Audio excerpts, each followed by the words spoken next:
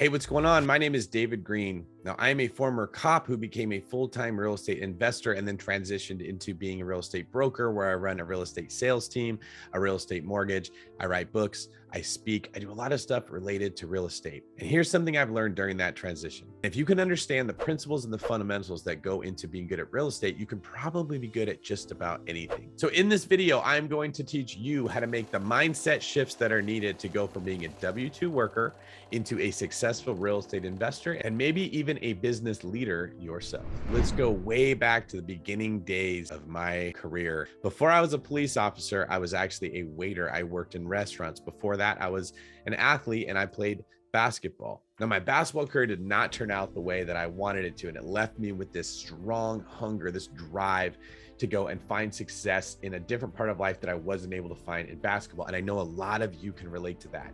You had a relationship that didn't work out like you hoped it would. You weren't your parents' favorite, and you know that, and it left a hole inside that you feel like you got something to prove. You were passed up for a promotion that you think you deserved. You took a job based on safety and security and you hated it. Something is going on inside of you where you know you have talent, you have drive, you have ambition, you have something of value to offer, and it's not being used. I know I'm not the only person that felt that way. Well, the first thing that I want to say is the worst thing you can do is to try to numb that pain. Don't bury it in Oreo cookies. Don't bury it in alcohol. Don't bury it by always staying busy. Don't bury it on Tinder. Find a way to live with that pain and let it fuel you, because it's the most valuable fuel that you're ever going to have. In psychology, I learned this in college. I was a psychology major. We learned about negative reinforcement. Now, a lot of people erroneously think that negative reinforcement means doing something bad to someone to get them to act how you want. That is not true. The psychological definition of negative reinforcement is the removal of adverse stimuli from an environment to get somebody to do what you want them to do. So imagine positive reinforcement would be giving a mouse a pellet of food every time it touched the part of the floor that the experimenter wanted it to touch. You can get a mouse to do it by giving it positive reinforcement. But what's even more powerful is if the mouse is in some kind of pain and touching that part of the floor make the pain go away. That is negative reinforcement, and negative reinforcement is much more powerful. Now, once I got into the waiter world, I was all about being the best employee that I could be. I wanted to wait on as many tables as well as I could, as efficiently as I could, and do it as many times of the week as I possibly could. A lot of my friends were partying, they were getting drunk, they were taking vacations. My mindset was, I'm a young kid in college. I have no problems. I have no family. I have very few responsibilities. What do I need a vacation from? My life's pretty freaking easy. All that I need to be doing is working, saving money, and staying focused on my vision. Now, many people watching this video do have other responsibilities, but in many ways, your life is not as hard as the world is trying to tell you that it is. Most of what makes life hard is the expectation that we all have that it should be easier, and anything that feels a little bit difficult makes us think we're being robbed of something. That's not true. Life is not supposed to be easy for you, but you can make it easy for you by your own efforts. The second thing I want you to understand about the mindset shift that has to happen. There is a vision of the good life that is out there that is a good thing that should drive you to do hard things and let the pain that you've already had fuel you to get to that good life. If you think that you are entitled to that good life, or you just should have it, someone else should be providing it for you, you are wrong, and that's why you are not happy. The drive to get the good life is powerful. The belief that you should just have it on its own is seductive, but it's wrong. So letting go of this belief that someone else is supposed to give it to you or do it for you rather than you going and get it yourself is a problem. Now, what happens in that journey of going and getting the life that we want? Well, here's the cool thing. It forces you to become a better version of you. And in many ways, that's what this is all about. When I decided I wanted to be something more than a waiter, I realized law enforcement was where I was being called to be. I didn't really know why, but I knew it was something that I had to do. I was forced to deal with the fact that the current version of David was not good enough to get the job I wanted. I was deathly afraid of rejection. I had terrible self-esteem. I had a very low opinion of myself, and I had a rough relationship with my dad when I was younger that had created that scenario. I know a lot of you can relate to that too.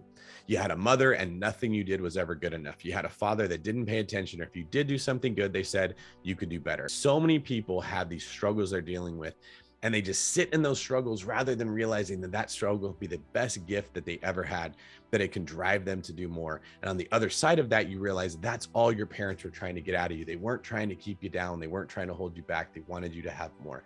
In the meantime, you feel like you're not enough, and maybe you are afraid to put yourself in scenarios where you might fail. Well, I had to learn where that was coming from. Now, most of us that are not happy with our lives are not happy because we are avoiding the muscles that are weak that we don't want exposed. Well, the way that you get better is you deal with the sore muscles. You'll deal with the fact that it's a hard thing to work out and you don't get a lot of attention for it, but it's the foundation, it's the base of success that you're going to have to get the job, the opportunity, the promotion that you really want.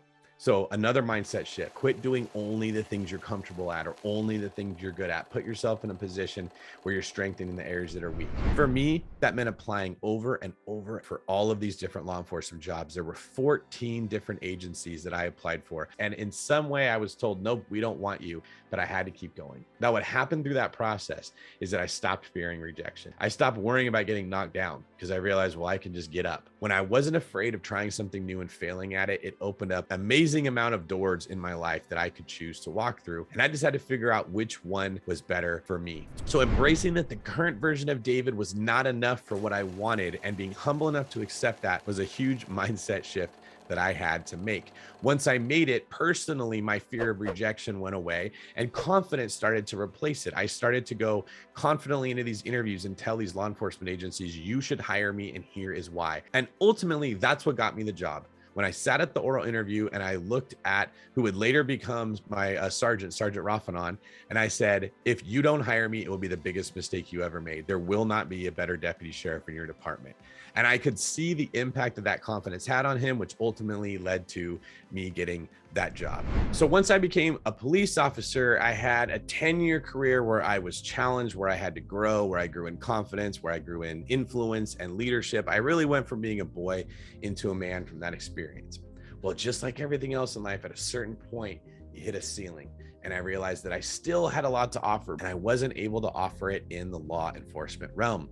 I was being drawn into the world of entrepreneurship, a beautiful world with no ceilings and a terrifying world with no floors. As an entrepreneur, you can make as much money as you possibly could. At the same time, nobody is holding you up. No one is guaranteeing your paycheck. So if you want to make it as an entrepreneur, you have to have the confidence to make it for yourself. And this is another mindset shift that has to be made, that you have to stop relying on other people in the world to take care of you. You have to stop relying on regulations or rules or officials or an environment where somebody else has made it impossible for you to fail. So by insisting on keeping the floor so you can't fall, you're also insisting on keeping the ceiling, which creates a cage. If you want to escape that cage, you have to be okay knowing that everything relies on you. As I stepped into real estate sales where my income was not guaranteed, the only thing that was guaranteed is I would have a fair shot, just as fair a shot as everyone else. Now, let me ask you, are you in a job and you're afraid to leave it because you can't go without that paycheck, which is also keeping you from having the freedom that you really want in life? That's a mindset shift that has to happen. So many of you watching this video have so much more to offer, but you're not able to offer it because you're locked in place and you're stuck and you're terrified of leaving the guaranteed paycheck of your W-2 job. So when I was working as a police officer, I was able to accumulate a decent portfolio of rental properties. I probably had 8 to 10 properties at that time. I also realized that there's more to doing this than just making money. It forces personal growth. I recognized that working 100 hours of overtime just to buy rental properties was not sustainable. I needed to find a way to make money that was not as taxing on my body. That was becoming a real estate agent. I had to have faith that if I kept working at it, eventually I would become successful. Now, eventually I built a sales team, and that forced me to develop a leadership mindset. That's another mindset shift that people have to make. Many of us are afraid of leadership. We're afraid of being in a position where we can make a mistake and it can affect other people. You can't live as a follower your whole life. At a certain point, you need to lead, inspire, and influence other people. So many investors look on the return on investment, the ROI of their money that they're putting in a deal. And that creates the false impression that the only thing you're investing is into the deal and money. You're putting time into the deal. You're putting energy into the deal. You're putting attention into the deal. And you need to be investing in yourself, not just in real estate. So here's a mindset shift I'd like for you to make. Consider yourself the investment. Are you treating yourself like a grade A property in a great location where you're trying to pump up the ROI to get as much as you can? Or are you trading yourself like a property in a D plus area while you're trying to buy properties in A plus areas? If that incongruency is there, it's not going to work. So one of the last mindset shifts I'm going to ask you to consider is to stop looking at investing like a job. Investing is a lifestyle. You are always looking for the next deal. You're always learning about new ways to do the same thing better, easier, more efficiently. And you can find ways to have a great social life and a better life than you had before, all while making money. The old mindset is I'm either having work or I'm having fun. I'm working for someone else or I'm working for myself. You get into real estate investing, it all becomes the same world. The best life is one where you get to enjoy what you do and help other people in doing it at the same time. So I hope that you got some benefit out of this video.